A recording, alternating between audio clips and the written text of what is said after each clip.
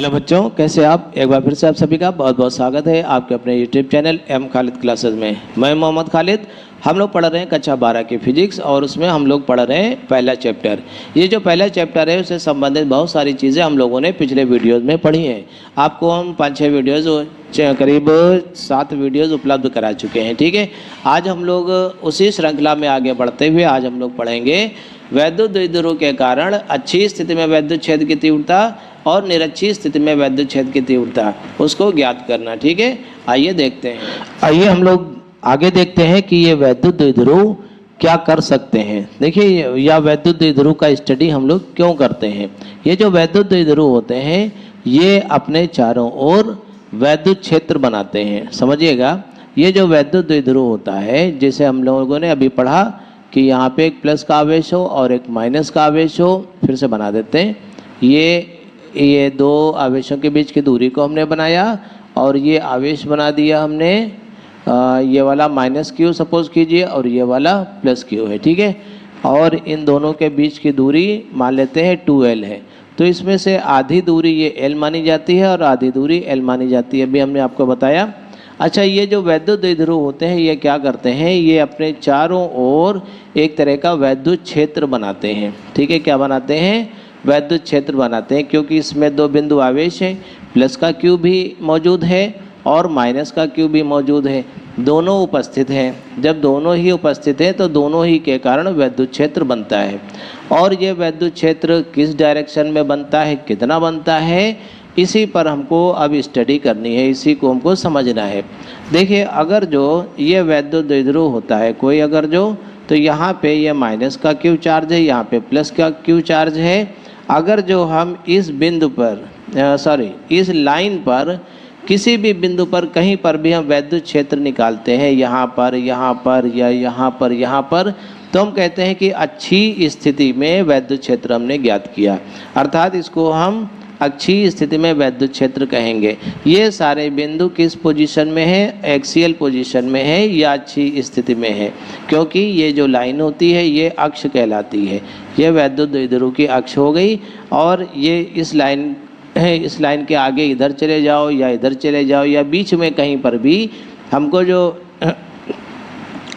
कोई भी चीज़ हमको निकालनी है, वैद्युत क्षेत्र की तीव्रता निकालनी है या वैद्युत विभव निकालना है, तो हम इन सभी बिंदुओं को कहेंगे कि ये सारे बिंदु अच्छी स्थिति में हैं। ठीक है, और ये जो मध्य बिंदु है इसके लंबवत अगर जो हम लाइन खींच दें ऐसे, तो यहाँ पर लाइन थोड़ा सीधी खींच दें ऐसे, तो यहाँ पर कोई भी बिंदु हो, यहाँ पर हो, यहाँ पर हो, यहाँ पर हो, तो हम सारे बिंदुओं को कहेंगे कि निरक्ष पर स्थित है।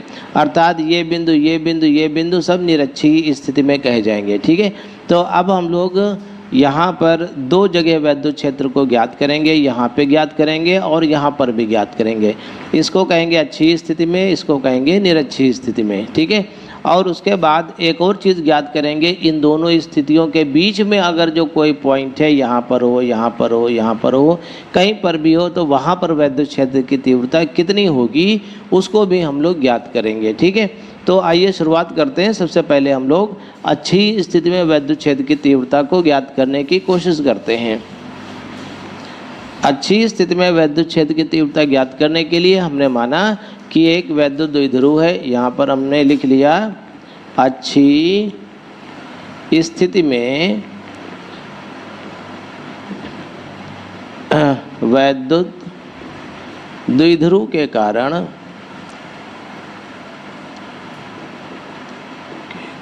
वैद्युत क्षेत्र की तीव्रता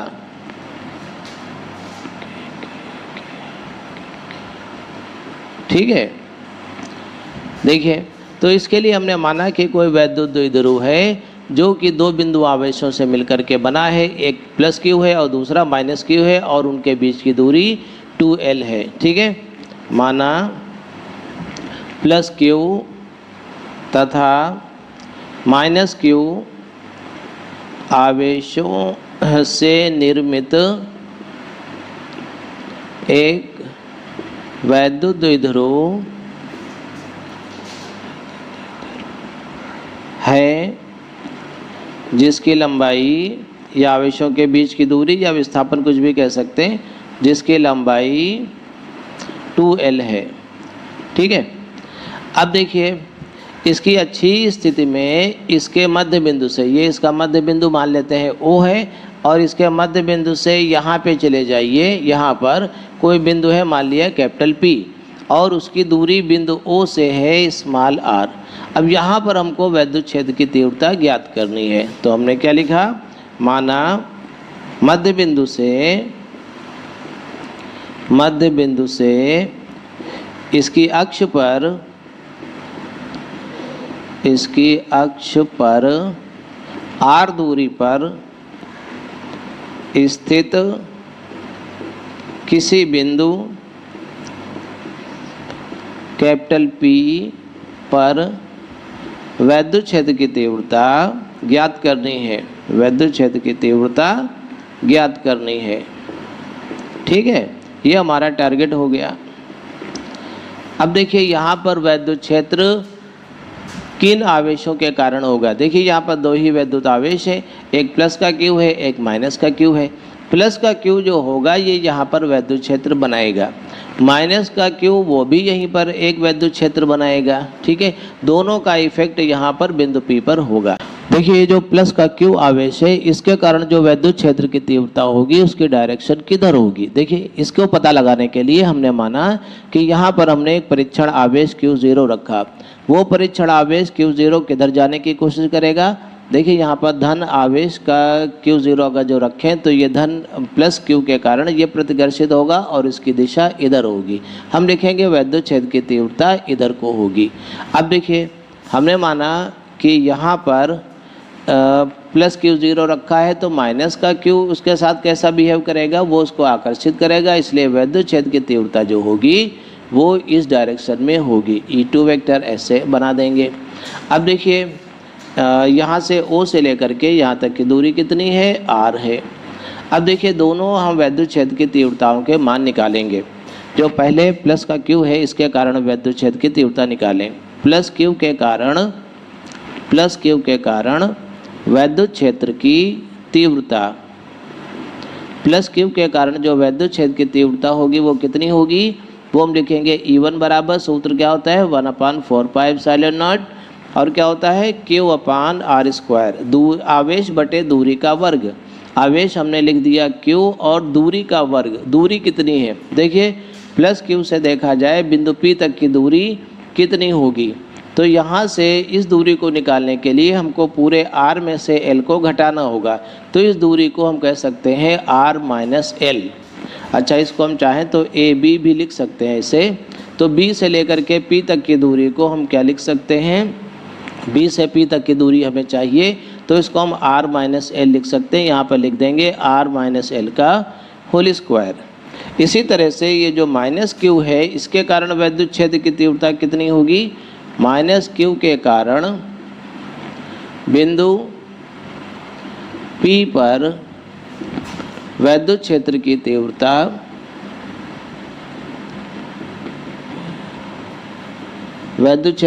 कितनी होगी। देखिए हम लिखेंगे E2 बराबर 1/4πε0, और क्या होगा आवेश बटे दूरी का स्क्वायर। आवेश कितना, Q आवेश है, इसका भी बटे दूरी का स्क्वायर। दूरी हमें अब A से लेकर के P तक की दूरी लेनी होगी। A से P तक की दूरी देखा जाए तो ये L और R दोनों का जोड़ होगा, तो हम यहाँ पर लिख सकते हैं R+L का होल स्क्वायर। दूरी का स्क्वायर हमें लिखना होता है। अब देखिए चूँकि वैद्युत क्षेत्र की तीव्रता एक सदिश राशि है और हम इसमें देख रहे हैं कि E1 इधर को है, E2 इधर को है, अर्थात दोनों विपरीत डायरेक्शन में है, तो हम क्या लिख सकते हैं, चूँकि E1 व E2 की दिशाएं परस्पर कैसी हैं, विपरीत हैं। परस्पर कैसी हैं, विपरीत हैं। अतः परिणामी वैद्युत क्षेत्र की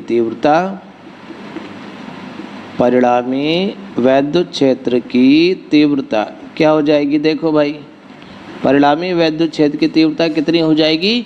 अब हम क्या करेंगे, दोनों को जोड़ेंगे कि घटाएंगे। देखिए चूंकि दोनों की अपोजिट डायरेक्शन है, इसलिए हम क्या करेंगे, परिणामी वैद्युत क्षेत्र की तीव्रता E जो होगी ज़्यादा में से कम वाले को घटा देंगे। देखिए E1 ये बड़ा मान होगा, E2 छोटा मान होगा। क्यों होगा? क्योंकि प्लस Q बिंदु P के ज़्यादा नज़दीक है, इसलिए ये ज़्यादा वैद्युत क्षेत्र उत्पन्न करेगा। और जो माइनस Q है ये इससे काफ़ी दूरी पर है, इसलिए ये कम वैद्युत क्षेत्र उत्पन्न करेगा। तो परिणामी निकालते समय हम क्या करेंगे? बड़े वाले मान में से छोटे वाले मान को घटाएंगे। तो बड़ा वाला मान E1 है और छोटा वाला मान E2 है। तो हम क्या लिखेंगे यहाँ पे? E1 minus E2। देखिए यहाँ पर हम तीर के निशान नहीं लगा रहे हैं, क्योंकि हमको इसका केवल परिमाण निकालना है, इसलिए केवल परिमाण को हल कर रहे हैं, वेक्टर का निशान नहीं लगा रहे हैं। तो E1 की जगह पर हम क्या लिखेंगे? 1/4 पाई एप्सिलॉन नॉट, और क्या हो जाएगा? Q अपान यहाँ पे R माइनस एल का होल स्क्वायर, ठीक, और माइनस E2 की जगह पर क्या लिखेंगे? 1/4 पाई एप्सिलॉन नॉट और Q upon R plus L का होल स्क्वायर। अब देखिए इनमें से कॉमन ले लीजिए, 1/4 पाई एप्सिलॉन नॉट और Q कॉमन ले लीजिए, तो क्या आ जाएगा? 1/R माइनस एल का whole square minus 1/R plus L का होल स्क्वायर, ठीक है। अब देखिए इसी को हमको सॉल्व करते रहना है, सॉल्व करते करते हल हो जाएगा। अब हम इसको मिटाए दे रहे हैं इधर वाला, ठीक। आप लिखते रहिए, साथ साथ में लिखते भी रहिए, नोट्स बनाते रहिए। वैसे नोट्स का लिंक डिस्क्रिप्शन बॉक्स में दिया है, आप देख लीजिए। जहाँ पे डिस्क्रिप्शन लिखा है उसमें देखिए नोट्स का लिंक दिया होगा, और उसको आप लोग जो है लोड कर सकते हैं। चलिए यहाँ पे देखते हैं, 1/4 पाई एप्सिलॉन नॉट और क्या हो गया? Q हो गया, और यहाँ पे एलसीएम ले लीजिए। एलसीएम क्या आएगा? देखिए R माइनस एल का whole square, R plus L का होल स्क्वायर, ठीक है, ऐसे आ जाएगा। तो ये R माइनस एल का whole square cancel, R plus L का होल स्क्वायर ये आ गया माइनस, और यहाँ पे देखिए R प्लस वाला कैंसिल हो गया, R माइनस एल का होल स्क्वायर ये आ गया। तो देखिए यहाँ पर कितना आएगा? 1/4 पाई एप्सिलॉन नॉट Q, देखिए a प्लस बी का होल स्क्वायर ब्रैकेट खोल दीजिए, a square plus B square plus 2ab, याद है फार्मूला? उसी के अनुसार R square plus L square plus 2RL हो जाएगा, माइनस यहाँ पे क्या हो जाएगा? R square plus L square minus 2RL ऐसे हो जाएगा, ठीक।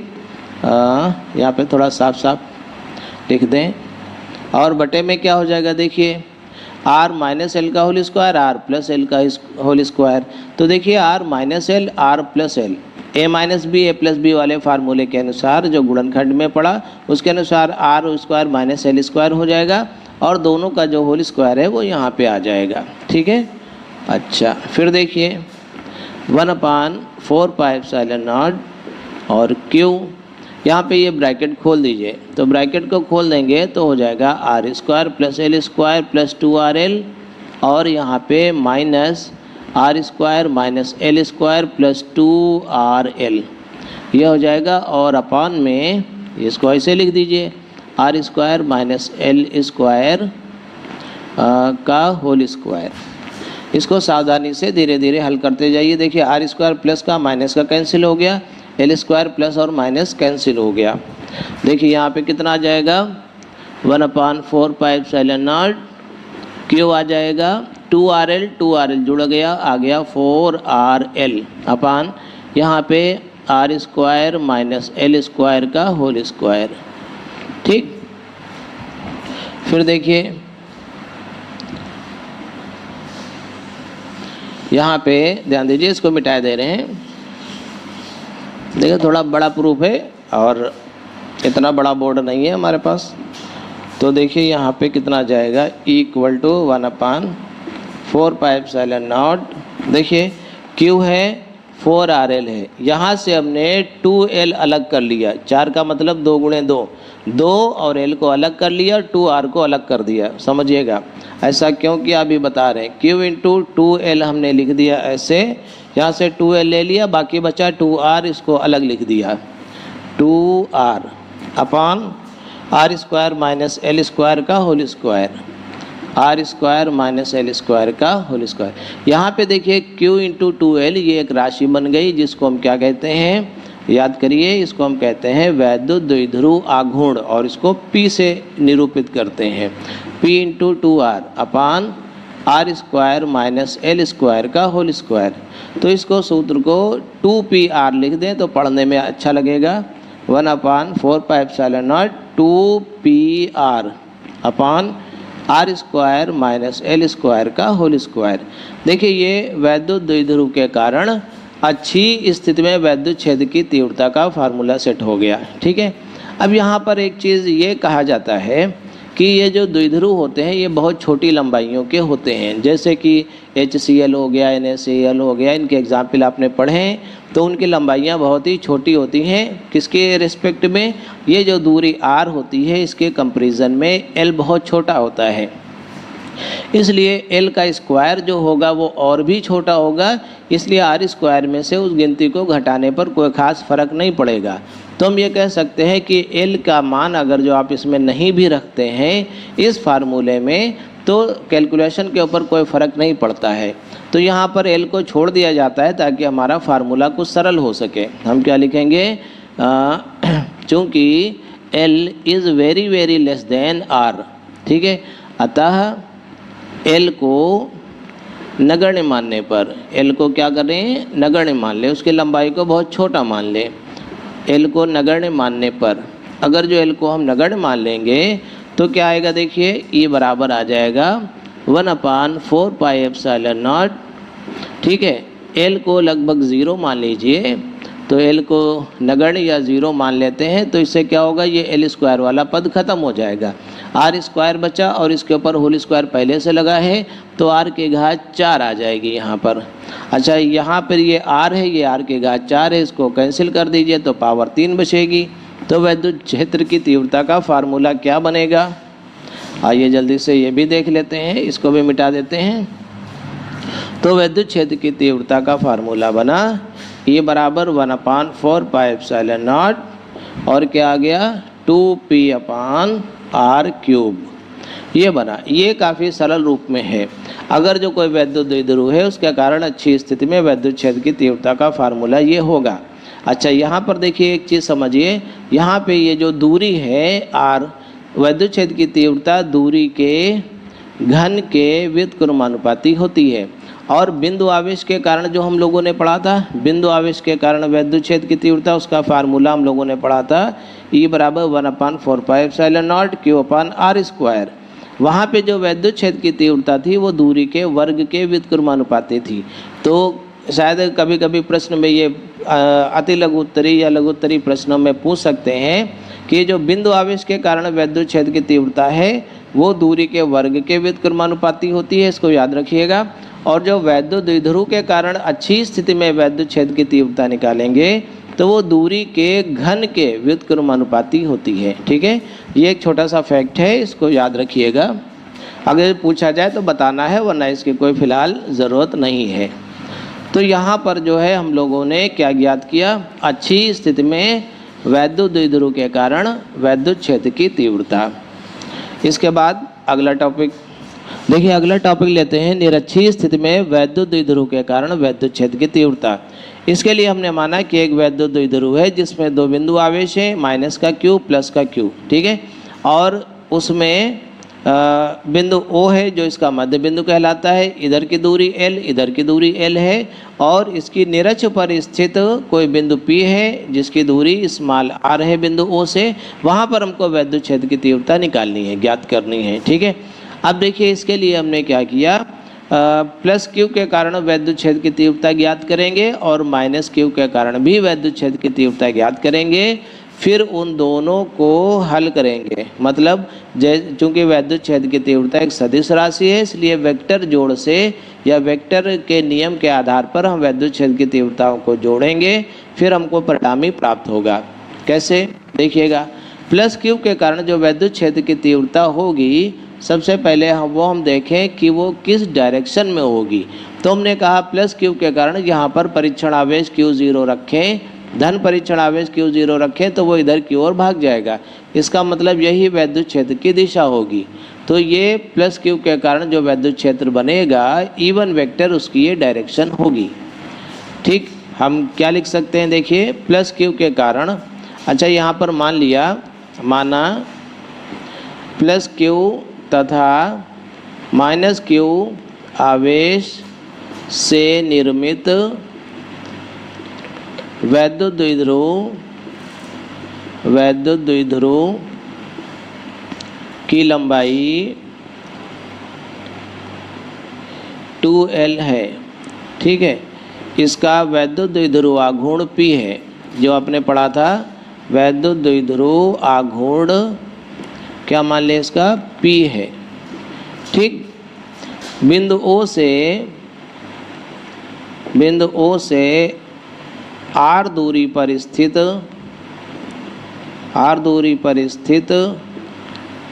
बिंदु P पर वैद्युत क्षेत्र की तीव्रता ज्ञात करनी है। ठीक है, ऐसे हमने लिख दिया। देखिए, ये तो लिखना ही पड़ता है, क्योंकि कौन सी राशियाँ क्या हैं ये हमको लिखना पड़ता है।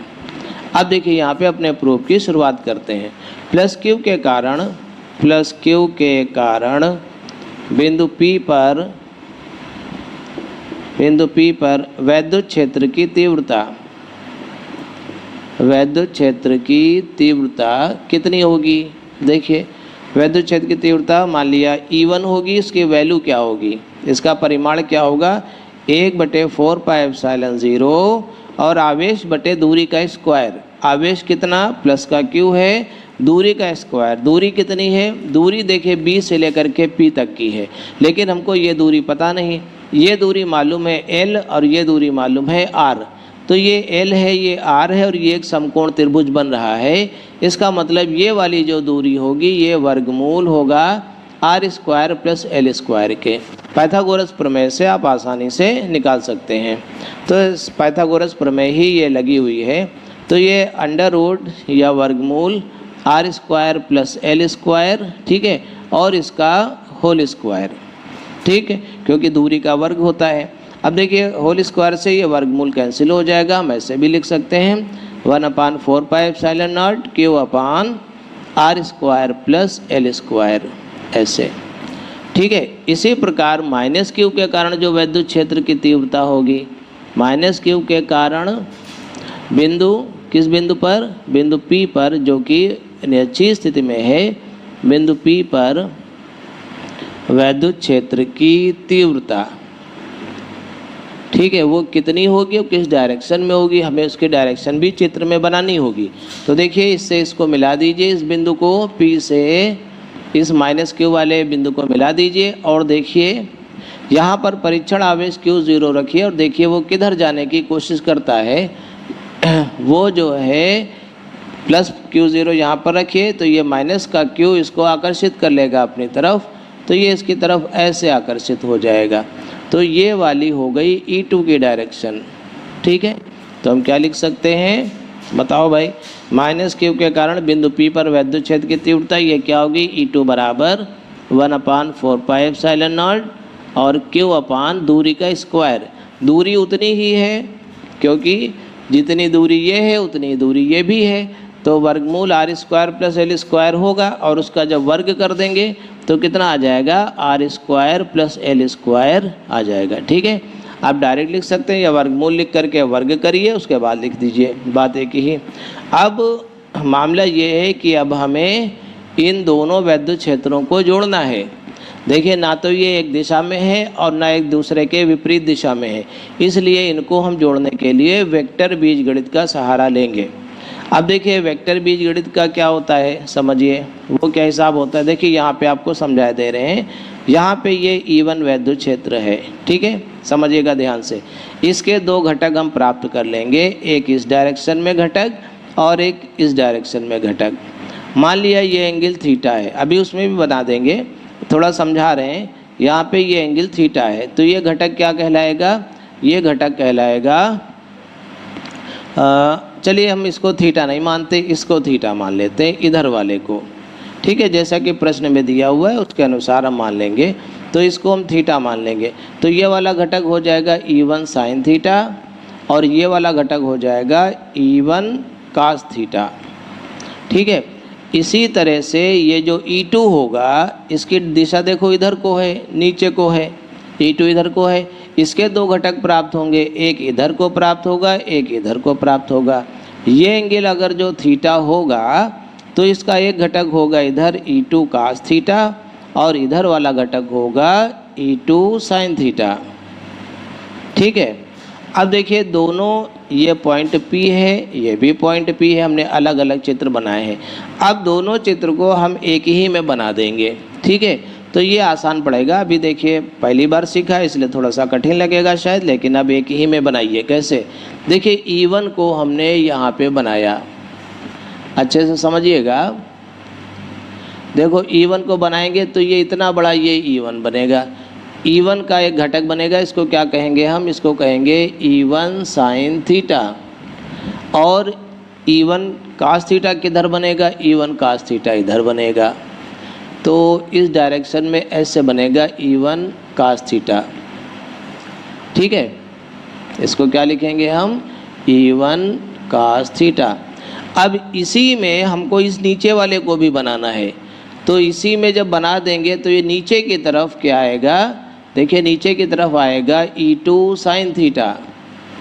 ठीक, अच्छा सॉरी, यहाँ पे देखिए थीटा लिखना बहुत ज़रूरी था तो वो हमने नहीं लिखा, वो ज़रूरी था, बिना लिखे आप E1 sin theta E1 cos theta नहीं लिख सकते।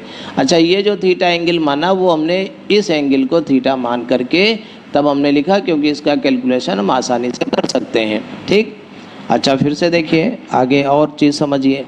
ये जो E2 वाला, इसके दो घटक बना रहे थे, तो E2 का E2 sin थीटा इधर लिखा क्योंकि ये वाला एंगल थीटा है, और इसी में E2 cos थीटा हम इधर को बनाएंगे।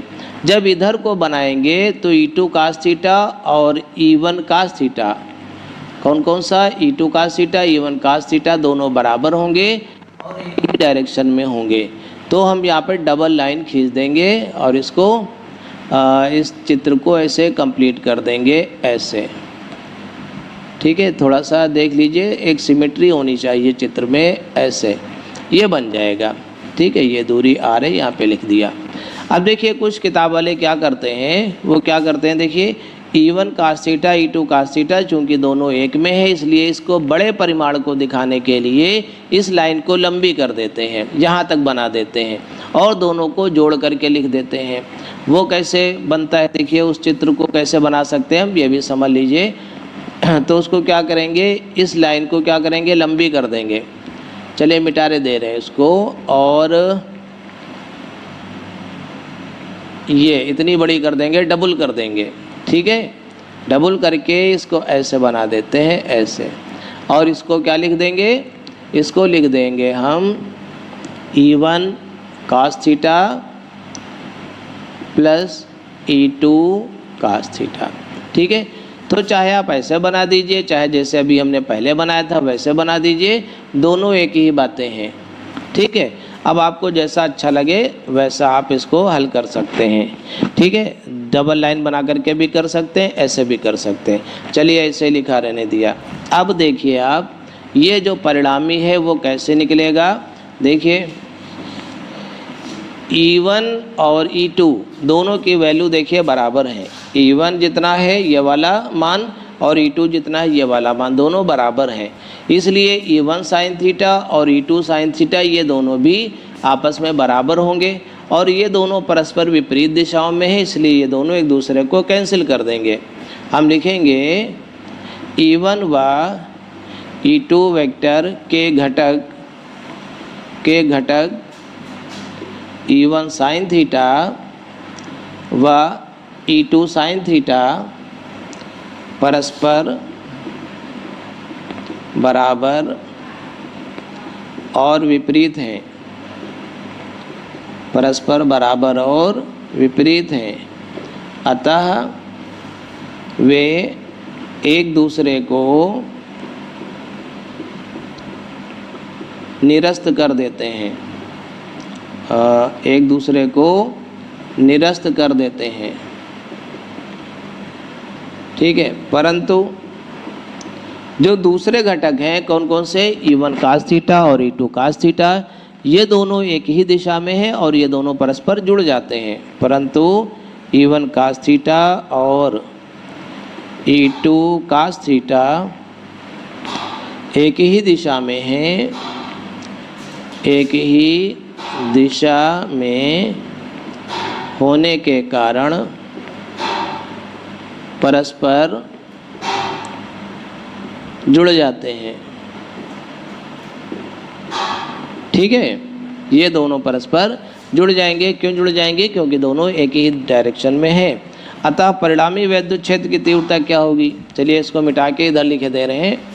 अतः परिणामी वैद्युत क्षेत्र की तीव्रता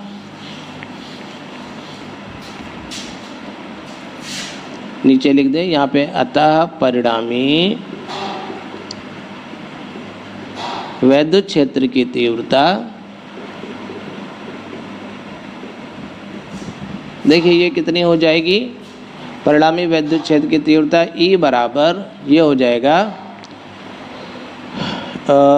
E1 cos theta plus E2 cos theta.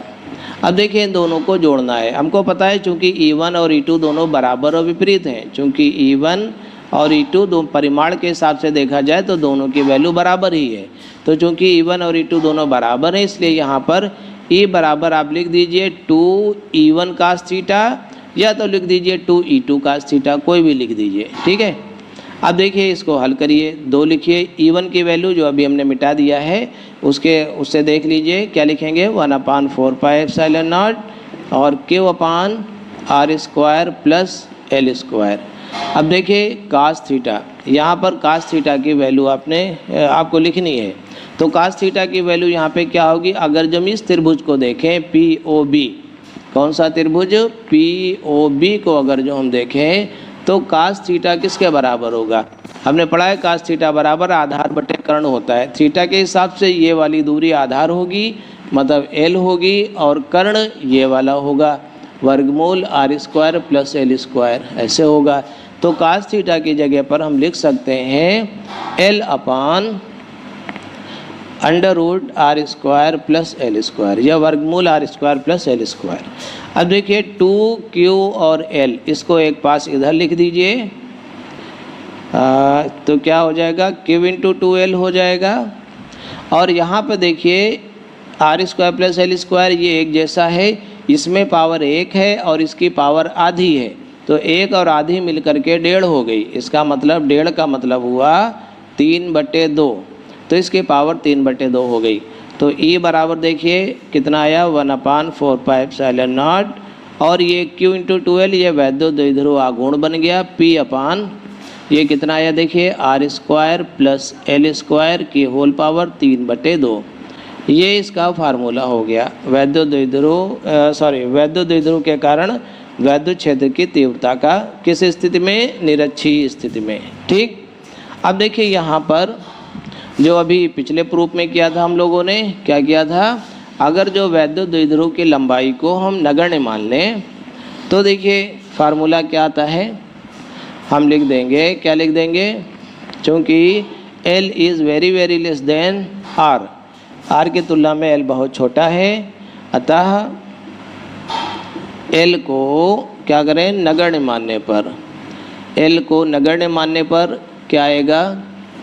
देखिए जो वैद्युत क्षेत्र की तीव्रता आएगी वो आएगी E बराबर 1/4 पाई एप्सिलॉन नॉट और P/r² प्लस L²। L की जगह पर क्या लिख दें? 0।